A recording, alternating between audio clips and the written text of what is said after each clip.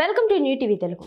అక్రమ నిర్మాణాలపై హైడ్రా ఉక్కుపాదం మోపుతోంది. అక్రమ కట్టడాలను కూల్చివేస్తూ హైడ్రా కొనసాగుతుంది. ఈ క్రమంలో మాదాపూర్లోని ఎన్ కన్వెన్షన్ ను హైడ్రా అధికారులు కూల్చివేస్తున్నారు. భారీ బందోబస్తు మధ్య అధికారులు శనివారం కూల్చివేత పనులను ప్రారంభించారు. తమ్మకుంటలోని చెరువును కబ్జా చేసి 3 ఎకరాల్లో సినీ నటుడు నాగార్జున ఎన్ కన్వెన్షన్ సెంటర్ నిర్మించారని పక్కా ఆధారాలతో హైడ్రామా కమిషనర్ కు ఫిర్యాదు చేసిన నేపథ్యంలో అధికారులు ఈ చర్యలు చేపట్టారు. గత కొన్ని రోజులుగా హైదరాబాద్ లో అక్రమ నిర్మాణాలపై హైడ్రా ప్రత్యేక చర్యలు తీసుకుంది.